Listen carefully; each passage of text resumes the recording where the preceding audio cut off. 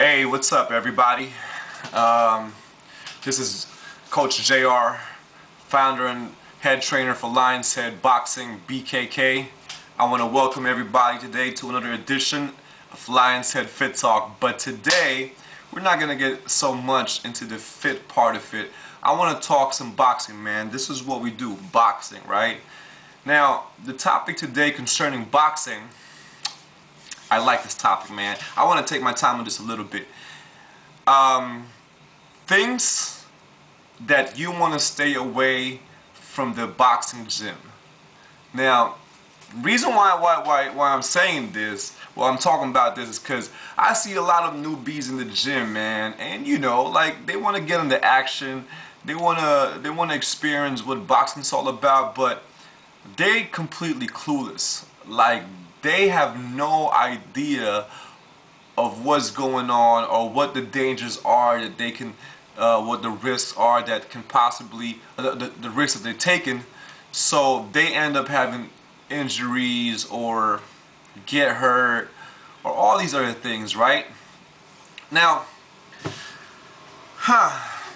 couple of things, right? Now, first and foremost, you got to learn your basics of boxing.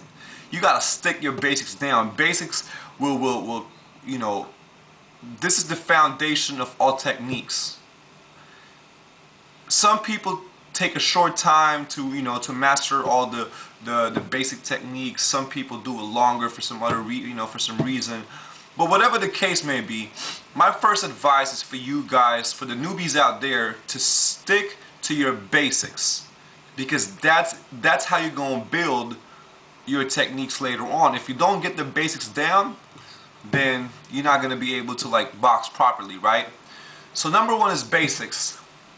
Then, this is the most important part. I'm a trainer, so I really try to get down my profession or my job to a serious level, right?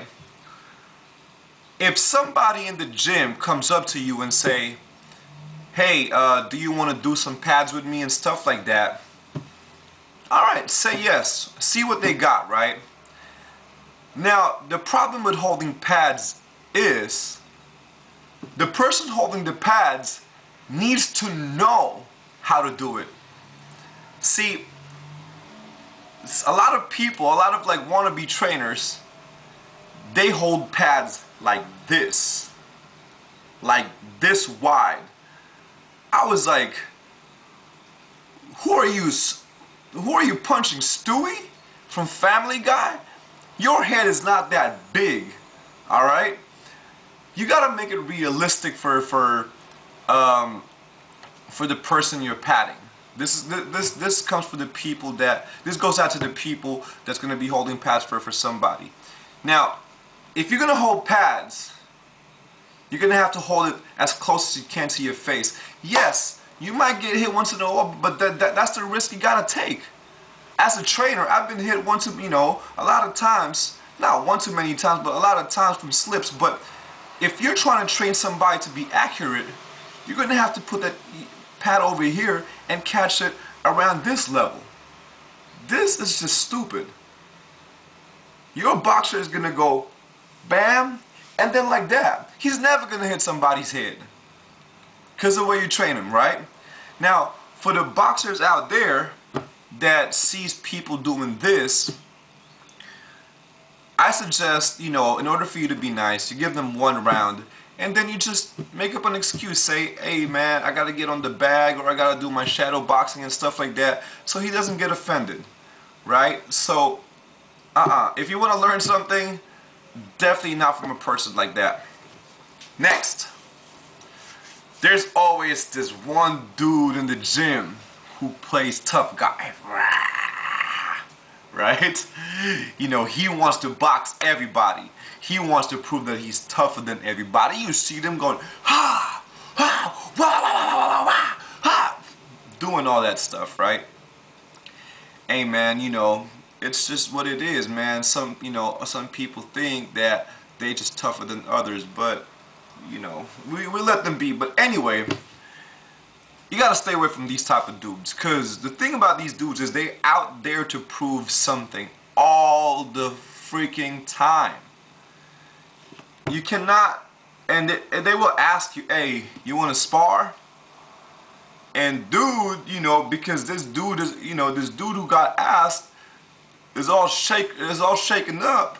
And he's like, oh, okay, you know, this dude from the gym's asking him, and in some way he thinks that's a good thing because he's like, oh, I got chosen by this dude to spar with him, so he probably thinks I got skills and stuff like that. Nah, man.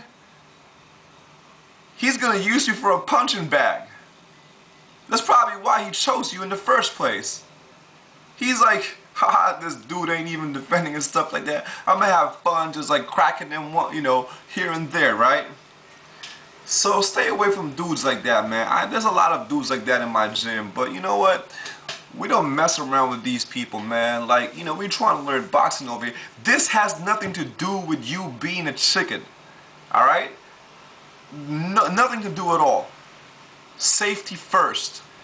Now, in relation to that topic with the sparring and safety, there's a couple of things you need to understand about safety, man. First and foremost, every time you go spar, or as much as you can, you have to be as safe as you can.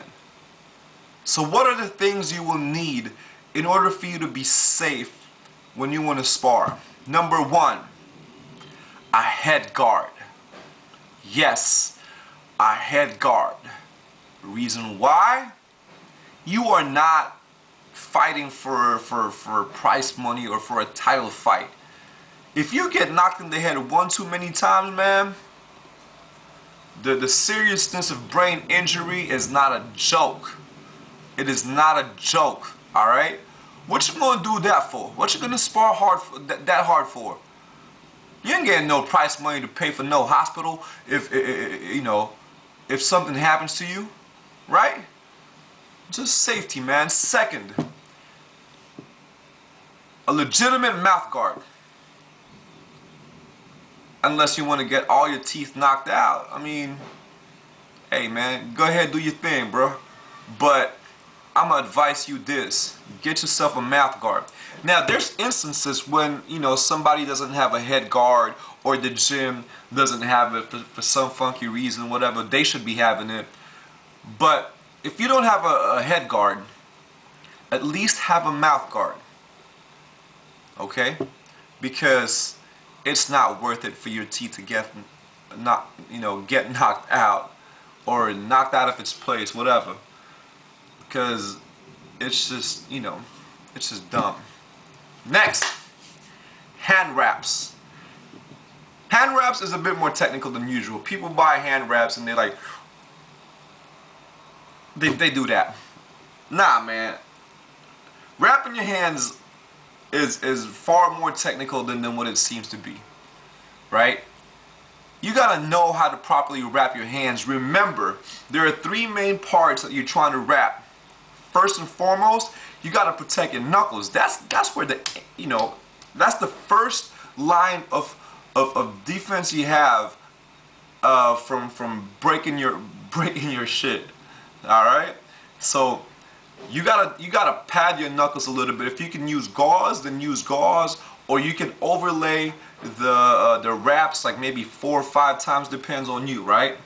Next, you have 27 bones on your metacarpals, right? So you got to protect that too. You got to be able to hold it down. Remember, the bone doesn't break sideways. When the impact comes, it will go up like that. So you need to hold it down. So you got to have that X pattern a couple of times out there. And third, your wrist. Very important, man. Like, if your wrists are not that strong for boxing and you don't wrap it good, oh Lord, this is gonna hurt. You won't be able to eat. It'll be like this. So you gotta protect yourself, man. And then if you really want to go hard, then I suggest also a groin guard. Like, you know what a groin guard is. You know, for low blows and stuff like that. Hey, you never know, man. You know,